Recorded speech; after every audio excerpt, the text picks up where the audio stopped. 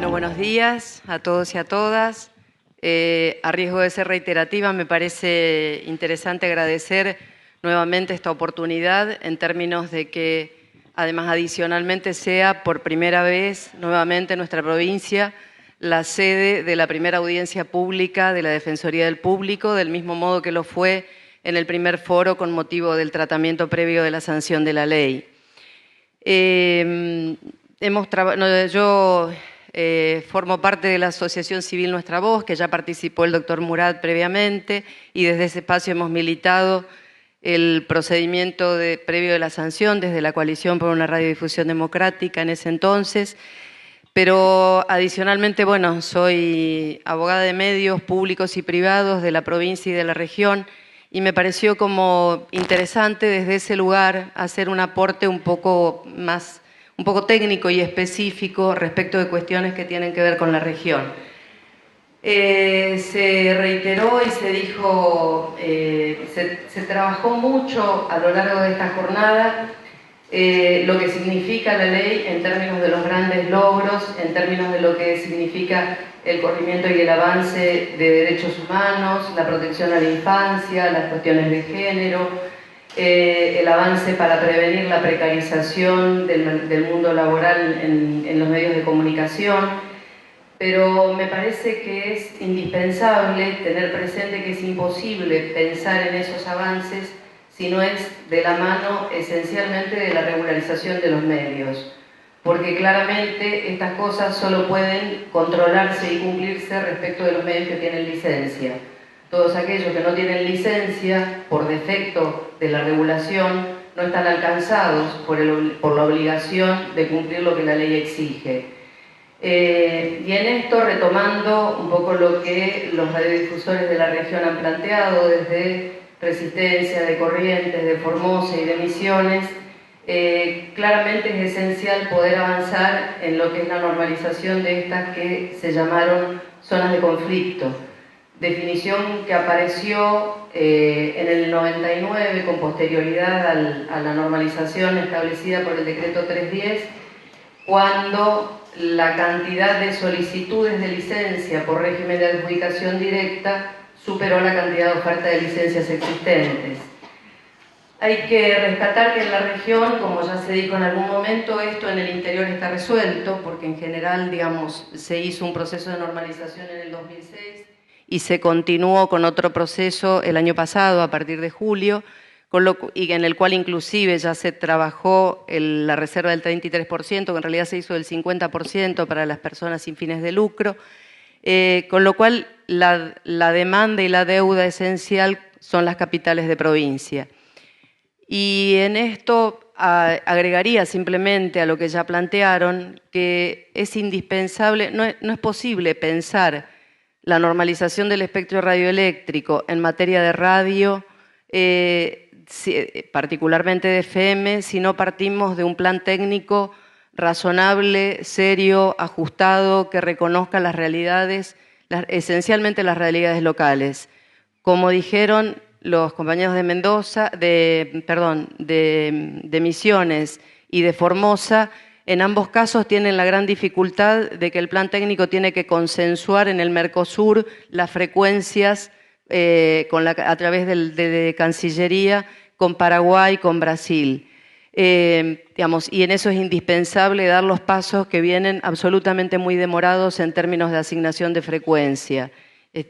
Y en el caso de Resistencia y de Corrientes es imprescindible poder hacer entender a la autoridad regulatoria, en el caso de AFCA, y en conjunto con la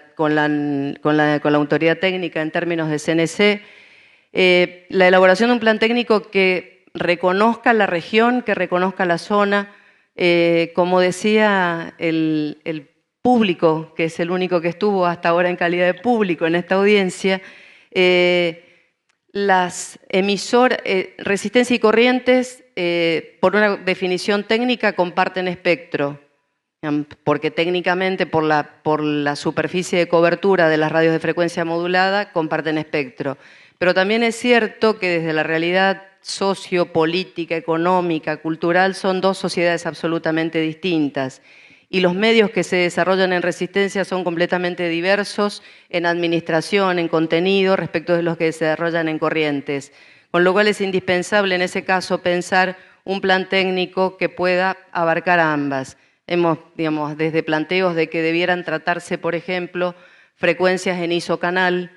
o sea, en el mismo canal frecuencias en uno y otro lugar, porque finalmente el contenido de una radio de Corrientes termina en el río y al cruzar el puente, y una de Resistencia también. Y esto, la verdad, que si bien fue reiteradamente planteado por los radiodifusores y demás en las distintas oportunidades, hasta ahora, digamos, no hay avances en un plan técnico que ciertamente pueda trabajar estas cosas. Del mismo modo, y en términos de cómo se van produciendo los avances de la aplicación de la ley, que va por un lado trabajando la asignación de las autorizaciones de las reservas a los medios públicos provinciales, municipales, pueblos originarios, se puede advertir con cierta preocupación que sin que se trabaje seriamente el plan técnico no se está avanzando. Y, por ejemplo, advertimos que en las capitales de provincia, que en algunos casos siguen siendo zona de conflicto y en otras no, se avanza, por ejemplo, en autorizaciones a comunidades, a proyectos educativos, a escuelas, por ejemplo, y sin que haya de la mano un plan técnico que pueda prever todas las situaciones. Porque la verdad es que si no se trabaja ordenadamente esto, va a ser imposible llegar ni siquiera al 33%, a la reserva del 33% para los medios no comerciales, y ni que hablar de todos los emprendimientos, pyme, micro, pymes y demás, que, digamos, por una restricción técnica jamás va a haber frecuencia disponible para que puedan regularizarse. En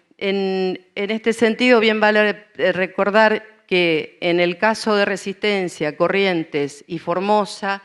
se realizó durante el año pasado un primer avance respecto de la aplicación de la ley, que es un concurso cerrado entre titulares de PPP,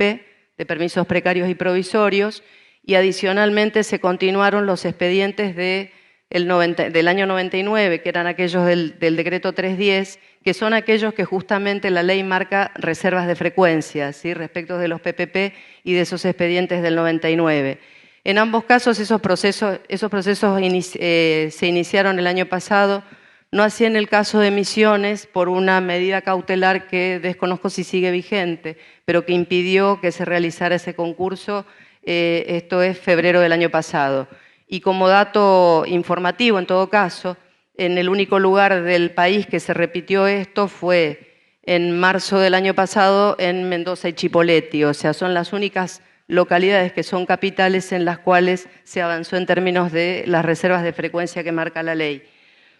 Después, bueno, como bien se dijo, hay una deuda en el avance de lo que son los nuevos, y hablando siempre de espectro, la regularización de las televisoras, de las televisoras privadas, ya sea comerciales o no comerciales, tanto desde el procedimiento del censo realizado, que en realidad erróneamente llamado censo, es un proceso de ordenamiento de televisión de baja potencia, y respecto de concursos de televisoras abiertas, privadas, comerciales y no comerciales, que después de su última suspensión ya estamos razonablemente en la fecha en que se debiera haber llamado nuevamente a concurso. Y después, adicionalmente, y vuelvo al punto del comienzo, donde es como imposible pensar en la vigencia plena de tantos preceptos de la ley si no es de la mano de que el Estado primero dé licencias, de modo de que todo esto pueda ser objeto de control después. La verdad que es irritante en algunos casos, que era lo que comentaba el señor del público, el tema de la retransmisión, en el caso de las radios de AM y FM de la Ciudad de Buenos Aires, que en la mayoría de los casos, aquellas que retransmiten completamente la programación y que no cumplen los topes de programación, son aquellas justamente que no están regularizadas, que no tienen licencias. Entonces, nuevamente, tampoco pueden ser objetos de control por la autoridad de aplicación, pero sí compiten esencialmente y de manera claramente desleal con los medios locales que fomentan empleo, que tienen sus empleados en relación de dependencia, que con todas las dificultades que eso significa en términos de una economía privada, un mercado de publicidad privada acotado, como pasa en todo el interior, y con una dependencia significativa respecto de la pauta publicitaria del Estado nacional y provincial, la verdad es que hay situaciones de mucha de competencia claramente desleal, porque aquellos que apuestan al armado de una emisora con sus empleados en regla, cumpliendo los aportes, cumpliendo las exigencias impositivas, compiten en ranking de audiencia con aquellas que retransmiten directamente los contenidos de la Ciudad de Buenos Aires y que en el mejor de los casos tienen un operador. Así que de la misma manera que, bueno, sí, por otro lado, es interesante empezar a ver de a poco cómo, sí, en el caso de las televisoras privadas, comerciales, de Resistencia y de Corrientes, que comparten aquí espectro, empezar a ver el cumplimiento de algunas obligaciones de la ley,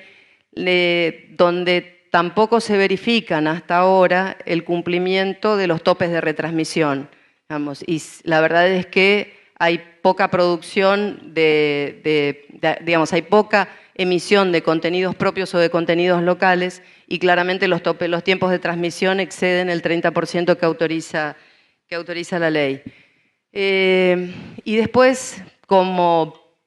propuesta, en todo caso, para tener en cuenta, hay una resolución de AFCA por la cual los contenidos del VACUA y del SEPIA pueden ser tenidos como producción independiente, digamos, para cumplir los topes de producción independiente. Y la verdad que eso me parece fantásticamente bien pensado en términos del desarrollo de los nuevos medios, sobre todo que en el audiovisual, digamos, es difícil comenzar con la producción de contenidos y demás, y sería muy bueno que eso esté en primer lugar destinado básicamente a los nuevos operadores y no a los ya instalados, que realmente tienen medios técnicos y económicos para producir una de esas aspiraciones de la ley, que era la mayor producción de contenidos independientes y de productoras independientes. Así que, bueno, muchísimas gracias y gracias por esta oportunidad.